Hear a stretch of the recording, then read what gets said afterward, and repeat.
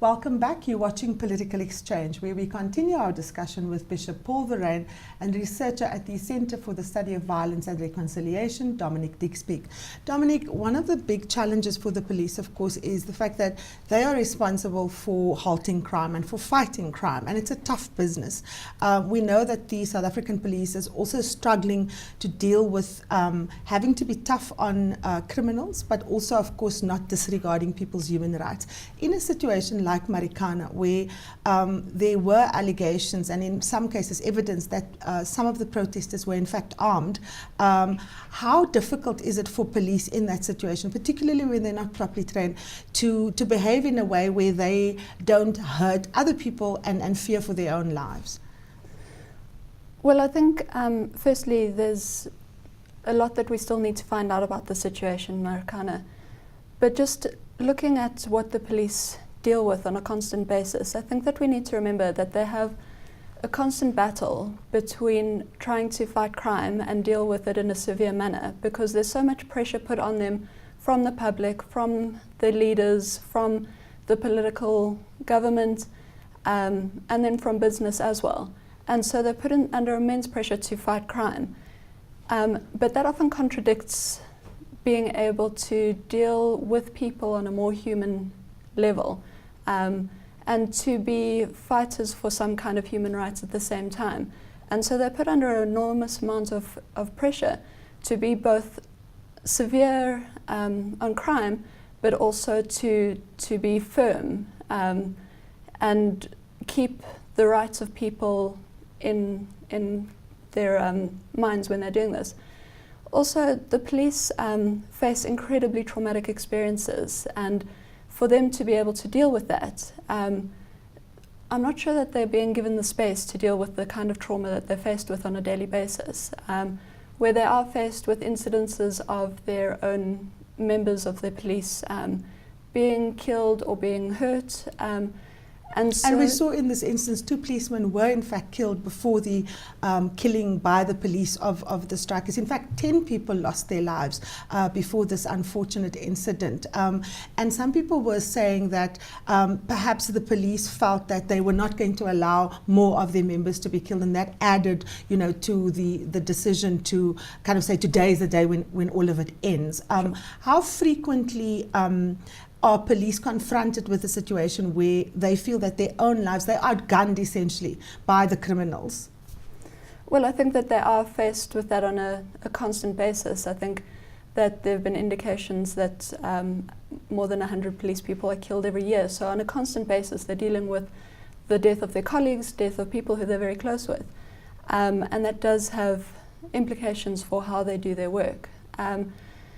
But at the same time, I think that we need to consider the fact that police need to understand that they are professionals. And so for them they are not dealing with the kind of issues that I as a citizen would be dealing with, because they have to try and put aside their citizen, I say that quite roughly, but because they're professionals, they need to act in a professional manner, and so not necessarily take advantage of the kind of gunfire that potentially they have in order to get retribution.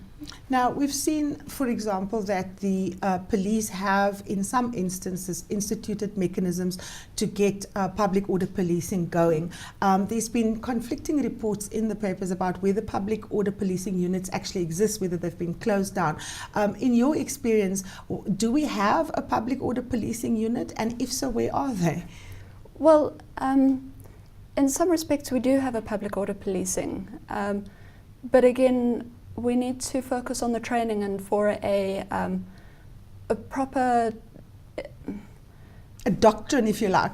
Yes, and leadership needs to take control and understand that there are implications for how they do their job and how the public policing units will do their job.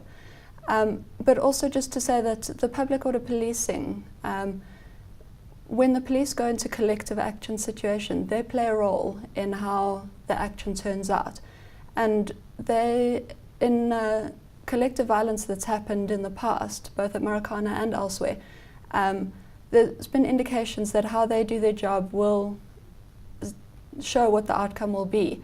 And so if they are more active in the communities and the communities know the police officers, then the likelihood is that there's going to be less Greater likelihood of violence, more trust amongst the community members.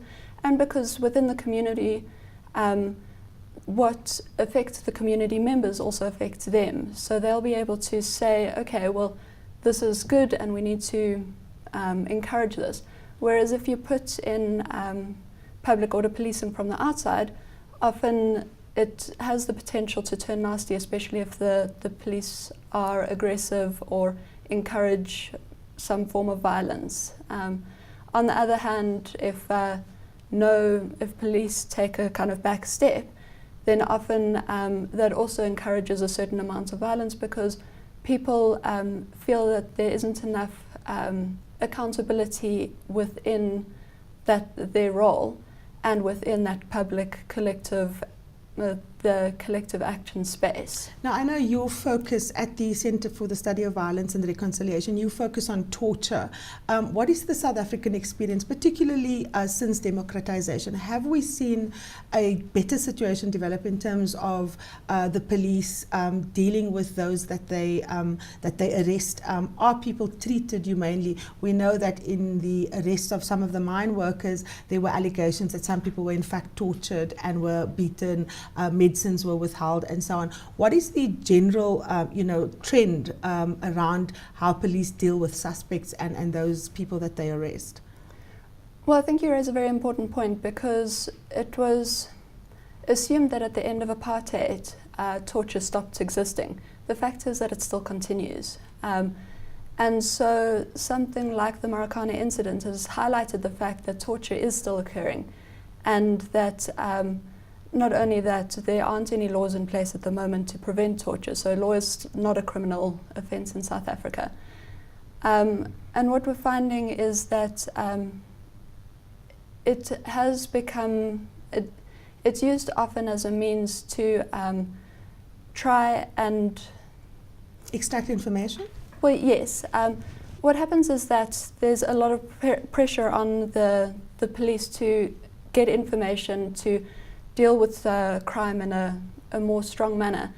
And so they use torture as a means to try and deal with crime. But in fact, it's been shown over and over again that torture doesn't work and it doesn't help. And so, and whatever you find from a torture experience can't be used in a court of law. So in fact, it's not really helpful in terms of fighting crime. Mm-hmm. Bishop, let me bring you in here. The police are under tremendous pressure. South Africa's crime at some point was perceived to be completely out of control. We have successions of ministers saying, kill the bastard, shoot the bastard, use maximum force. And that resonated particularly with your more middle class communities, because they were the ones complaining that they were under siege. And suddenly here, that same police were confronted by a mob, some of whom were armed, and they shot and killed people, and now they're condemned. Are the political messages sending conflicting messages to the police themselves? I think that to answer the question in the affirmative, they are in an invidious position. I think that part of the difficulty in this whole thing is the them and us. That the police somehow are imagined as a separate entity to community. The police are part of the community. The community has got to own the police has got to own the community. They're not separate entities. It's exactly the same with the strikers and the management and the investors. We don't exist in pockets. In actual fact, we intermesh. And so, yes, I do think that the police are getting this incredible pressure, internationally and nationally. You know, if law and order is not maintained in this country, how can we invest in the country? Because it's chaotic and our investments will not produce. And so the pressure comes from the economists, the pressures come from the politicians, and then, of course, the upper and middle classes in the society. And I think it's those divides that have got to begin to start being penetrated. There's absolutely nothing that stops an ordinary citizen recognizing their dignity and interacting with a policeman that prevents that policeman ultimately being abusive, just doesn't allow it. And it's that interaction, that new interface that we have to engage. If we keep on criticizing and polarizing and diminishing the police into the polecats of this country, we could precipitate a police state where it's the them and the us, and it's this hard line that comes down. You will or nothing else. Now, we saw something different with respect on Tuesday. Now, this is what I wanted to come to, Bishop. You were saying that you were able to engage the police. What struck me about you recounting the tale is the fact that the police asked you to engage with the community. What prevents a police officer in charge of a particular situation from picking up a megaphone and engaging with the community? Are police, in fact, able to negotiate?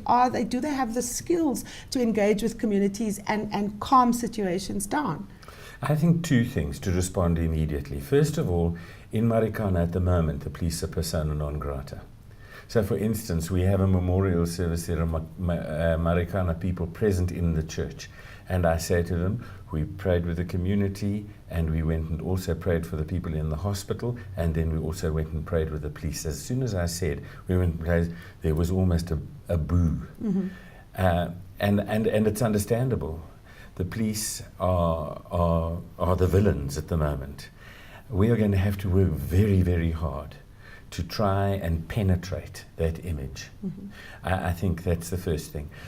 And then, unfortunately, we happen to think that our greatest strength is in a grenade and a bomb and nuclear weapons and guns and so on. So the police arrive and there's this huge presence of armory, if you can understand.